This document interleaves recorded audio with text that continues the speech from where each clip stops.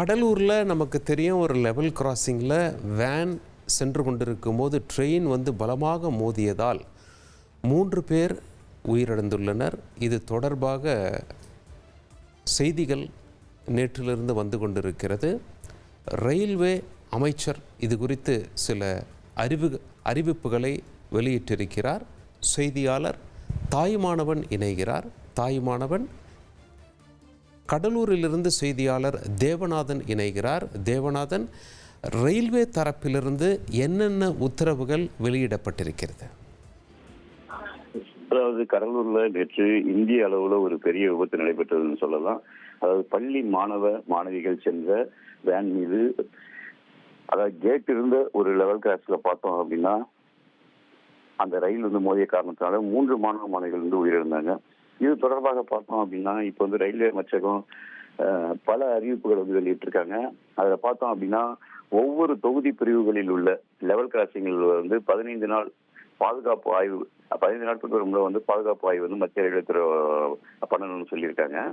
அதே போல இந்த லெவல் கிராசிங் கேட்டு குறித்து மதிப்பாய்வு செய்து 11 முக்கிய நடவடிக்கைகளை மேற்கொள்ள அறிவுறுத்தியிருக்காங்க. அதாவது அனைத்து அந்த லெவல் கிராசிங் கேட் வாயில்களிலும் சிசிடிவி அமைத்து மற்றும் தேவையான பதிவு அமைப்புகள் வழங்கப்பட வேண்டும் சொல்லியிருக்காங்க. சிசிடிவிக்கான மின்சாரம் அந்த லெவல் கிராஸ் வாயிலாக கிடைக்க செய்ய வேண்டும்ன்றதும், வணிக நோக்கத்துடன் கூடுதலாக சூரிய சக்தி பேனல்கள், பேட்டரி போன்றவற்றெல்லாம் வைத்து மின்சாரம் வழங்கலாம்னு சொல்லியிருக்காங்க. அதே போல சாலை போக்குவரத்துக்கு அருகில் வாயில்கள் மற்றும் சாலை போக்குவரத்து திறந்திருக்கும் வாயில்களாக மாற்றுவதற்கான கொள்கை மதிப்பாவை மாற்றணும்னு சொல்லியிருக்காங்க.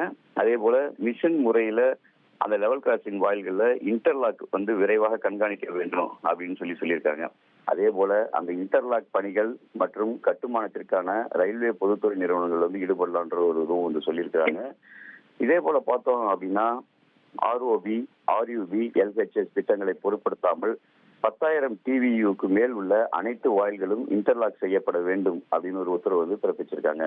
இன்டர்லாக் செய்யப்படாத லெவல் கிராசிங் வாயிலிருந்து குரல் பதிவுகளில் தினசரி சீரற்ற சோதனைகள் செய்யப்பட வேண்டும் என்றும், அனைத்து DRMகளாலும் இன்டர்லாக் செய்யப்படாத அனைத்து வாயில்களிலும் குரல் பதிவு அமைப்பு செய்யப்படுவதை உறுதிப்படுத்த வேண்டும் சொல்லிட்டு ஒரு உத்தரவு போட்டிருக்காங்க.